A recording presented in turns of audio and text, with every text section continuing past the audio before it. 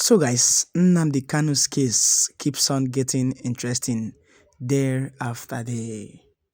Welcome to this YouTube channel. In case you're new to this YouTube channel, kindly hit the subscribe bell below because in this channel, I bring you everything that is trending and everything you need to know regarding Nnamdi Kanu. So Nnamdi Kanu's case has taken another twist.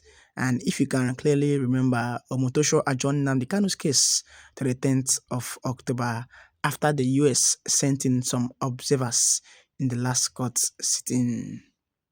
Nnamdi Kanu has endured so much humiliation from the Nigerian government, and the US military veterans have come out and said enough is enough. Enough of all this, because Nnamdi Kanu is a UK citizen. And being a UK citizen gives him every right to enjoy all the UK benefits. And the UK and its Prime Minister have neglected Nnamdi Kanu despite various calls from Nnamdi Kanu's lawyers and despite various petitions that one of your citizens was illegally arrested in Kenya and related to another country called Nigeria. The UK have failed to take action. The UN working group has even called for Nnamdi Kanu's release, stating categorically clear that Nigeria violated international laws by remitting a UK citizen that was in Kenya back to Nigeria in an illegal means without consultation from the UK. But shockingly enough, the UK has failed to react. Even when your citizen was arrested in Kenya, UK failed to intervene for Nnamdi Kanu. Up until this very moment, everyone is expecting the UK to act for release of Nnamdi Kanu because Nnamdi Kanu is one of them. Nnamdi Kanu is a UK citizen. And being a UK citizen gives him every right to enjoy all the British rights. And here's the US military now who have come out and said enough of all this. And I'm going to read now clearly the message they sent to the UK. And I will urge each and every one of us, listen to my voice now, to stay put as I read this particular US message to the UK. Because the message the US military has just sent to the UK government is very, very important. And I'm going to read it out here for you guys. And I read: the American Veterans of Igbo Descent, AVID, a US-based group of Igbo veterans, have accused the United Kingdom of premeditated collusion with the Nigerian government in the ongoing detention and trial of indigenous people of Biafra, IPOB leader Nnamdi Kanu. In a statement titled "An Open Indictment, Britain's Bloodstained Hands in the Persecution of Mass Nnamdi Kanu," and signed by its president, Dr. Sylvester Onya, the group accused the UK government of having abandoned its duty to protect one of its citizens in favor of political expediency.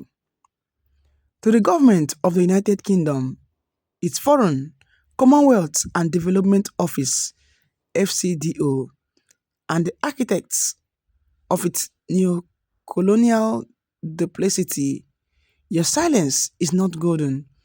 It is crimson, stained with blood of the innocents and complicity of the coward, the statement read.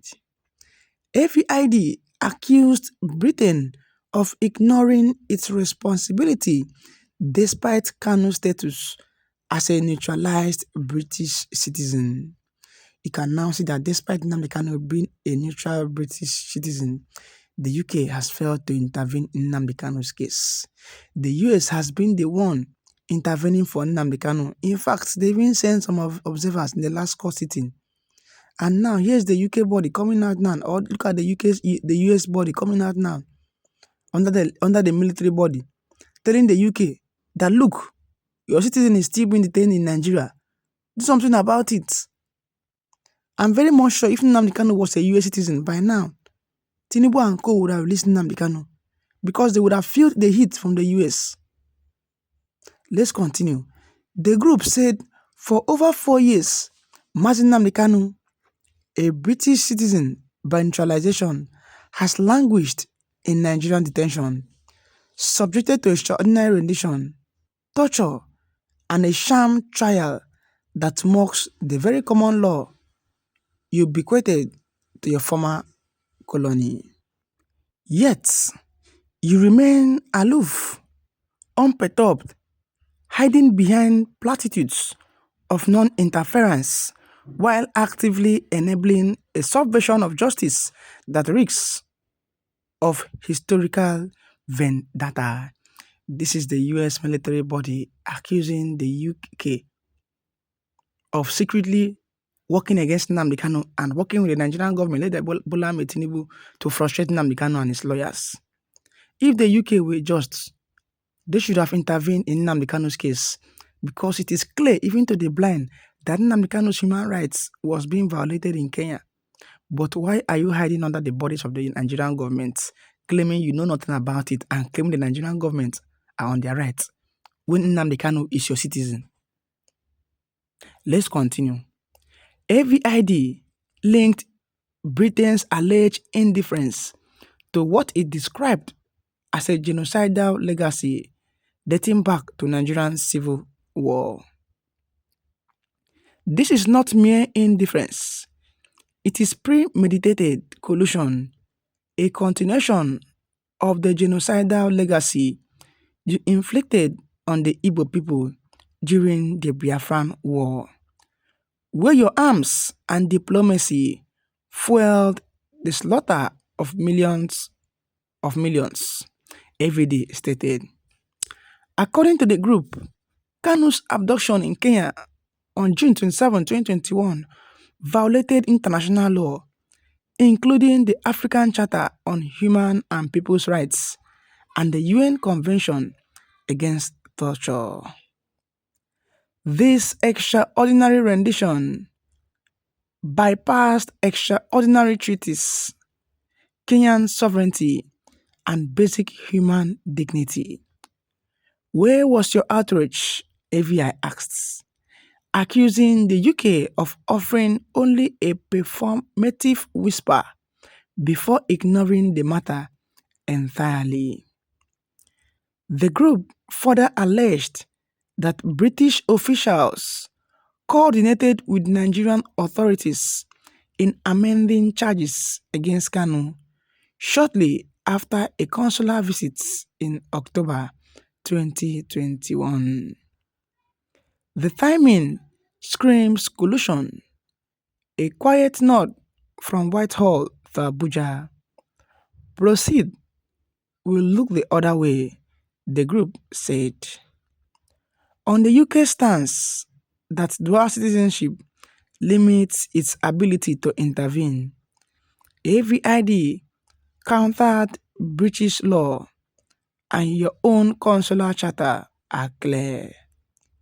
Where a UK national faces unfair judicial or prosecutorial action abroad, making a fair hearing impossible, the Foreign Secretary must intervene to protect fundamental rights. The group cited alleged breaches of common law principles, accusing the UK of deliberately mischaracterizing its obligation as interference to avoid action. AVID accused Britain of encouraging Nigeria to ignore an October 2022 Court of Appeal ruling that discharged Kanu of all charges, claiming that UK diplomats promoted the idea that discharge is not acquittal to justify continued detention. Don't forget that in 2022, Nnamdi Kanu was acquitted by the appeal courts.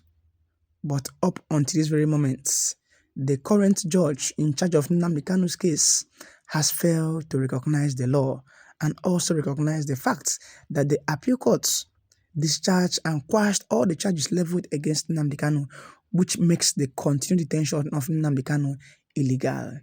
Well, you can now see that the US body, which is the US military body, has now come out to fight for Nnamdi Kanu and claim that the UK has ignored its citizen. And in truth, the UK has neglected Nnamdi Kanu because Nnamdi Kanu is a British citizen and it gives the UK every right to act with evidence, which the evidence is available to say, look, Tinubu, Omotosho, release Nnamdi Kanu because Nnamdi Kanu has done nothing wrong. But instead of UK to give an order for the release of Nnamdi Kanu, they have remained silent. Is silence the best option? Well, at this point in time, I'm going to allow you guys to know what to feel about this in the comment section below. What do you think about the UK? Like this video, share this video, and hit the subscribe button below for more trending updates.